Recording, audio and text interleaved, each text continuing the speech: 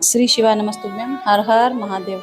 बठिंडा पंजाब में जो शिव पुराण कथा चल रही है, जो 18 जून से स्टार्ट हुई, 25 जून तक चलेगी। उसमें पहले दिन की कथा के जो उपाय थे, महाराज जी ने जो बताए थे, 7 मंत्र और बेलपत्र का उपाय, वो हमने आपको बता दिए थे। 3 दिन की कथा हो गई, जिसको कि हमने आपके पास नहीं पहुंचा पाया, थोड़ी प्रॉब्लम हो गई थी। तो आज हम दूसरे, तीसरे और आज चौथे दिन की कथा, तीनों में जो महाराज जी ने कुछ उपाय बताए हैं और कुछ चीज़ें बताई हैं और आगामी जो कथाओं की जानकारी दी है, वो हम सारी आपको इकट्ठी देंगे। तो सबसे पहले दूसरे दिन की कथा। महाराज जी ने जैसे ही कथा शुरू हुई, वैसे उन्होंने कहा, कल्याण करने वाले शिव हैं, जो संपूर्ण जगत को ऊर्जा देने वाले हैं शिव, जिनके नाम मात्र का उच्चारण कर लेने पर जीव संपूर्ण दुखों से दूर हो जाता है। ऐसे शिव की मात्र भक्ति मुक्ति दे देती है। ये जो दुनिया के लोग कहते हैं कि हम भगवान शिव के भक्त हैं, कई लोग कहते हैं भगवान शंकर के उपासक हैं, कई लोग कहते हैं कि हम शिव के परम भक्त हैं। नहीं, शिव के परम भक्त होना मतलब मौन होना, चुप होना। शिव के परम भक्त होना मतलब मौनता धारण करना। मौनता धारण करना शिव के परम भक्त होना मतलब शिव के भीतर की शांति को अपने भीतर उतारना। हम केवल चंदन लगा ले, रुद्राक्ष की माला पहन ले, बाल बड़े कर ले, भस्म लगा ले, उससे शिव के भक्त नहीं। शिव के भक्त बनने के लिए सबसे ज़्यादा जरूरी है हमारा मौन होना, हमारा चुप रहना, हमारी शांति।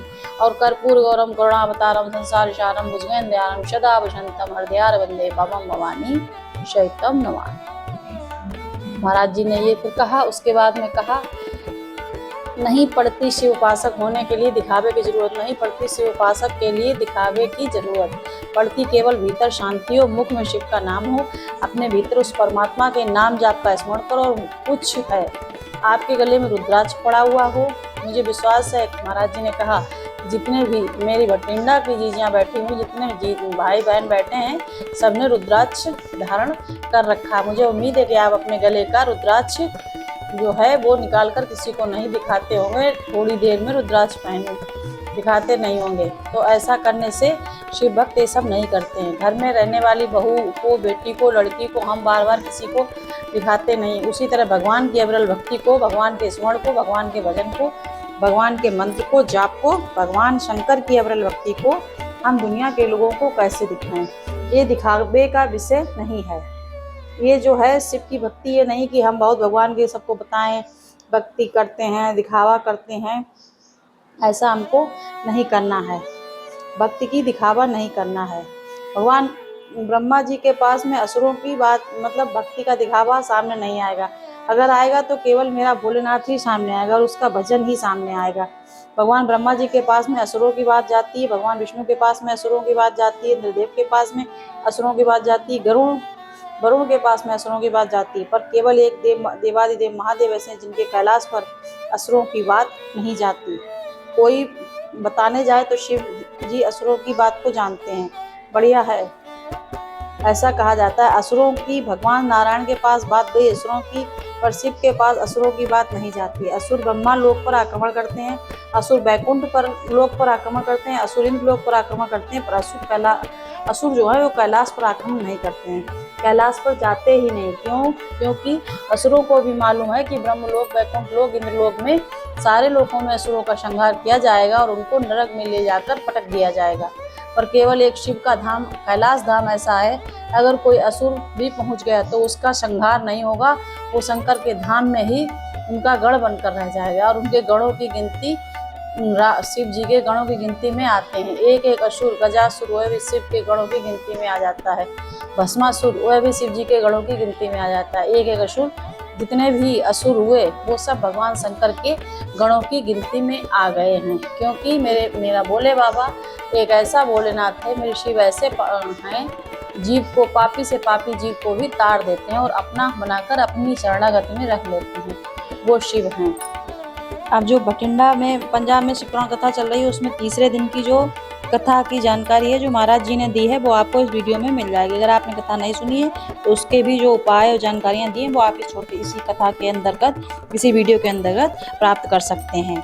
साथ ही साथ आज गुरु जी ने बताया कि आपकी इंद्रियां कब सार्थक होती हैं, वह विशेष जानकारी भी आपके लिए बहुत आवश्यक है। अगर किन्हीं कारणवश आपने 20 जून तीसरे दिन की शिव पुराण कथा को बठिंडा पंजाब में चल रही है, इसका श्रवण नहीं कर पाए तो पूरी कथा का अस्तित्व आपको छोटे से वीडियो से प्राप्त होने वाला है। बढ़ते हैं बिना किसी देरी के कथा की जानकारी की तरफ। कथा शुरू होते गुरुजी ने, ये तीसरे दिन की है, दूसरे दिन की हमने आपको आगे बता दी।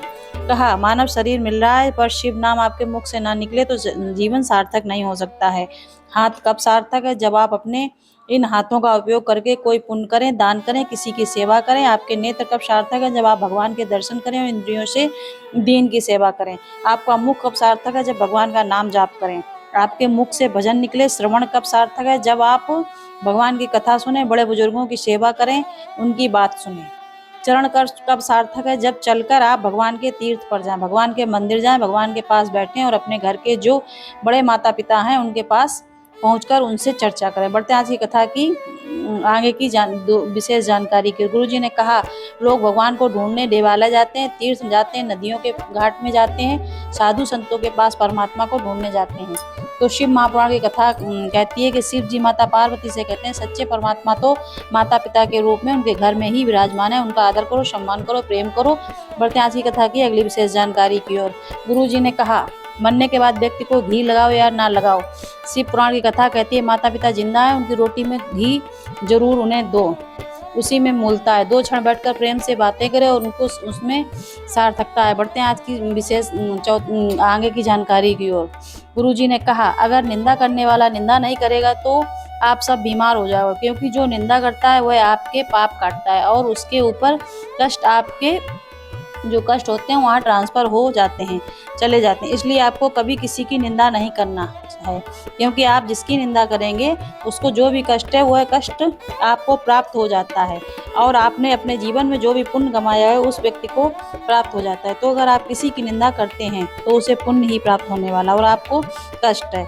बढ़ते हैं आज की आगे की विशेष जानकारी को। गुरु जी ने बताया जो हम आपको बता चुके हैं कि 25 अगस्त बहुत विशेष दिन है। आप सभी 25 अगस्त की डेट नोट कर लीजिए। गुरुजी पंडित प्रदीप मिश्रा जी ने सावन की प्रदोष में जो कावड़ यात्रा करते हैं सीहोर कुबरेश्वर धाम में जो पूर्ण होती है सीहोर के सीवन नदी से शुरू होकर 25 अगस्त को, इस साल आप सभी आमंत्रित हैं। जितने भी शामिल होना चाहें इसमें यात्रा में शामिल हो सकते हैं। गुरुजी स्वयं सीहोर की सीवन नदी में जल लेकर स्वयं कुबरेश्वर धाम पहुँचते हैं और जल को केदार शिला में अर्पित करके शिव जी को अर्पित करके यात्रा पूर्ण करते हैं।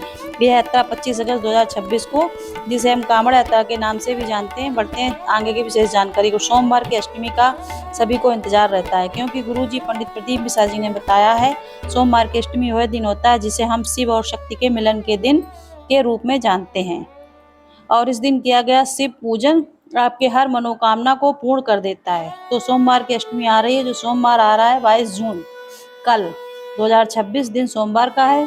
ज्येष्ठ शुक्ल की अष्टमी तिथि है, धूमावती जयंती भी है, तो काफ़ी अच्छा दिन है, काफ़ी विशेष दिन है। इस दिन आपको कौन से उपाय करने हैं, क्योंकि सोमवार की अष्टमी के दिन किए जाने वाले उपाय, ये सभी उपाय हम आपको बताएंगे। कल जो वीडियो आएगी उसमें बता देंगे, हो सकता है महाराज जी भी बताएं। वैसे हमें जो पता है वो हम आपको बताएंगे, सिर्फ वो उपाय बताएंगे जो गुरुजी पंडित प्रदीप मिश्रा जी ने सिर्फ और सिर्फ सोमवार की अष्टमी को करने कहा है। इसलिए अगर आप नए हैं तो मेरे चैनल को सब्सक्राइब करें और बेल बटन को भी जरूर दबा दें। बढ़ते हैं आगे की विशेष जानकारी को। परम पूज्य गुरुजी पंडित प्रदीप मिश्रा जी का जुलाई कार्यक्रम। गुरुजी ने बताया 24 जुलाई से 28 जुलाई तक गुरु पूर्णिमा शिव महापुराण कथा होगी, पर इसके पहले एक ऑनलाइन शिव पुराण कथा जुलाई में होगी, जो कि ऑनलाइन होगी। सीहोर कुबरेश्वर धाम में हो सकती है या फिर किसी भी जगह हो सकती है, पर गुरुजी ने जगह नहीं बताया, ना ही डेट बताई। पर गुरु पूर्णिमा शिव पुराण कथा के पहले एक ऑनलाइन कथा होगी जिसमें गुरुजी रुद्राक्ष के महत्व का वर्णन करेंगे। 29 जुलाई को गुरुदीक्षा महोत्सव रहेगा, जिसमें गुरुजी को आप अपना गुरु बना सकते हैं। आप शिखर धाम कुबरेश्वर धाम पहुँचकर इसमें शामिल हो सकते हैं। इस वीडियो में बताई गई जानकारी इतनी ही है। आगे आज की जो चौथे दिन की कथा है उसकी जानकारी हम आपको दें। अब आइए आज चौथे दिन की कथा। इसमें महाराज जी ने बताया है, वहीं बठिंडा पंजाब में चल रही है चौथे दिन की कथा की। अगर महाराज जी ने क्या बताया हम बता रहे हैं, अगर किन्हीं कारणवश आपने 21 जून चौथे दिन की शिव पुराण कथा का श्रवण नहीं कर पाए हैं तो पूरी कथा का रसद आपको इस छोटे से वीडियो से मिलने वाला है। बढ़ते हैं सबसे पहले आज की कथा कुछ विशेष जानकारी और उसके बाद आपको आगे की जानकारियां देंगे। कल सोमवार की अष्टमी है, ये भी हमने आपको बता दिया है। तो क्या करें, मोबाइल में फालतू का फोटो रखते हैं, महाराज जी ने कहा, या वीडियो रखते हैं, मोबाइल को फुल कर लेते हैं तो मोबाइल में हैंग होना शुरू हो जाता है। उसी तरह आपके जीवन में अगर व्यर्थ की बातों को इकट्ठा करते हैं, निंदा की बातों को अपने दिमाग में भर लेते हैं किसी का ताना अपने दिमाग में संभाल के रखते हैं तो आपका दिमाग भी हैंग होना शुरू हो जाएगा। सर दर्द करेगा, टेंशन होगी, आपको एक बेचैनी होगी, आपको अपने जीवन में अच्छा नहीं लगेगा। जीवन में खुश रहना चाहते हैं तो आपके अंदर की व्यर्थ की बातों को डिलीट करना शुरू कर देना है। बुरी बातें, निंदा, ताने एक कान से सुनो, दूसरे कान से निकाल दो। ऐसे में आपको अपने जीवन में सुख और शांति की अनुभूति जरूर होगी। बढ़ते हैं आज की कथा की आगे की विशेष जानकारी। गुरुजी ने कहा, अगर आप साधु सन्यासी को भोजन देते हैं तो वह आपके घर का दुख दर्द और कष्ट पाकर समाप्त कर देता है। पर आज के समय में साधु भी अन्न को नहीं लेना चाहते हैं, वे तो आपका पैसा चाहते हैं। कम पैसे देंगे तो वे आपको दुनिया भर की बातें बोलकर चले जाएंगे, क्योंकि एक होता है सच्चा साधु, एक होता है सच्चा सन्यासी, जो कभी भी आपके धन और वैभव का लोभी नहीं होता। वह तो थोड़ा सा अन्न पाकर पूर्ण हो जाता है, तृप्त हो जाता है। बढ़ते हैं अगली विशेष जानकारी की। गुरुजी ने कहा, घर के अन्न में दो चीजें होती हैं, एक होती है चिंता और एक होती है शांति।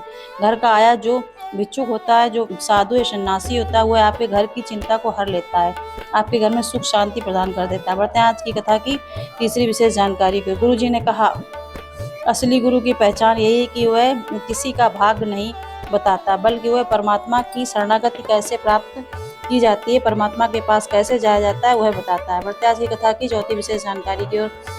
गुरु जी ने कहा, दीपावली के पहले आने वाली धनतेरस में तुमने अगर ये सोच लिया कि मेरे पास इस चीज़ की कमी है और मैं ये चीज़ खरीदूंगी, तो यह मतलब है आपको ये नहीं सोचना है। आपको ये सोचना है कि मेरी ज़िंदगी में किसी चीज़ की कमी नहीं है, हमारे पास हर चीज़ है।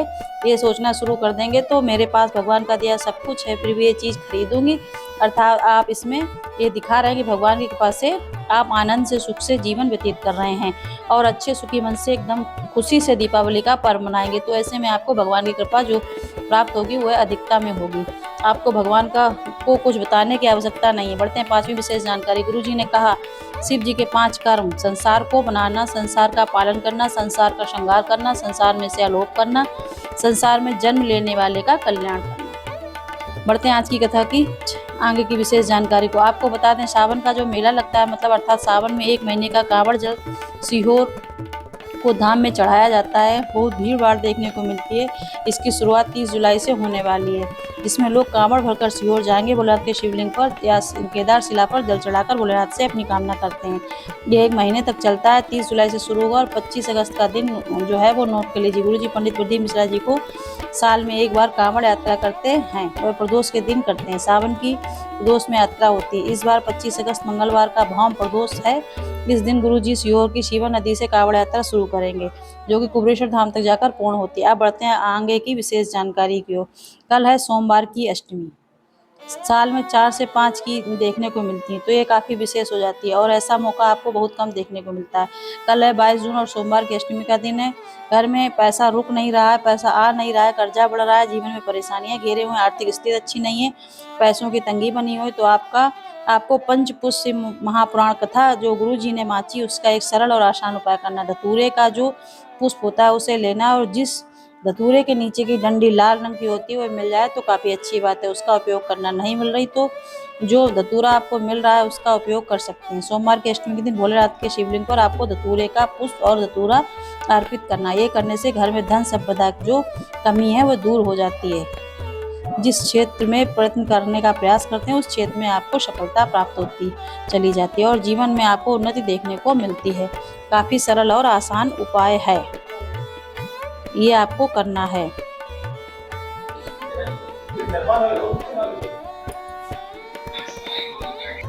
आगे महाराज जी ने बताया कि ये जो कथा है ये 25 को खत्म हो जाएगी।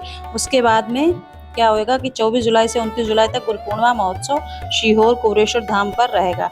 5 दिवसीय शिव पुराण की कथा 24 से 28 जुलाई तक चलेगी। इसके बाद 29 जुलाई को गुरु दीक्षा शिव दीक्षा महोत्सव रहेगा। फिर 30 तारीख से श्रावण चालू हो जाएगा। सावन का महीना रहेगा वहाँ पे मेला। बाबा की कांवड़ प्रारंभ हो जाएगी। 1 महीने का कुबेरेश्वर धाम कांवड़ मेला प्रारंभ हो जाएगा। लोग जल भर कर लाएंगे, बाबा को चढ़ाएंगे और जो कुबेरेश्वर धाम की मूल कांवड़ प्रदोष को की जो जाति है, जिस कावड़ को हम स्वयं साथ में लेकर महाराज जी ने कहा हम चलते हैं, सुबह 9 बजे से 25 अगस्त को वो कावड़ भौम प्रदोष मंगल प्रदोष के दिन, भौम प्रदोष के दिन सुबह 9 बजे महाशिवन नदी के तट से प्रारंभ होकर कुबेरेश्वर धाम तक 11 किलोमीटर बाबा के नाम का घोष करते हुए चलेगी। तो अब की बार 2026 की जो कावड़ यात्रा है वो भौम प्रदोष 25 अगस्त के दिन प्रदोष के दिन सुबह 9 बजे सीवन माँ के तट से चालू होकर सीधे कुबेरेश्वर धाम 11 किलोमीटर पैदल चली जाएगी। वो कावड़ होएगी। जो 1 महीने की कावड़ भरने वाले जब आपका मन करे तब अपने धाम जाकर बाबा को जल चढ़ाकर कावड़ की यात्रा कर सकते हैं। महाराज जी ने कहा कि इसमें बीच में एक ऑनलाइन भी होएगी कथा, जिसमें अभी डेट नहीं बताई है कि जो बीच में टाइम रहेगा उसमें कुछ सीहोर में प्रोग्राम होएंगे और बीच में जो कावड़ होएगी, क्या कहते कावड़ के बीच में कोई एक दिन 5 दिन जो रुद्राक्ष की कथा रहेगी, महाराज जी ने ऐसा बताया। अच्छा, जैसे जो सावन पार्थिव शिवलिंग पूजन करते हैं तो भौम प्रदोष 25 को है, तो 26 को होएगी शिवरात्रि। तो महाराज जी ने अभी डेट नहीं क्लियर की, लेकिन 26 अगस्त को शिवरात्रि का जो पार्थिव शिवलिंग पूजन होता है वो रहेगा। ऐसा अभी हम अंदाज से बता रहे हैं, महाराज जी ने अभी क्लियर नहीं किया है। तो वो भी आपको जब महाराज जी बताएंगे तब हम बता देंगे।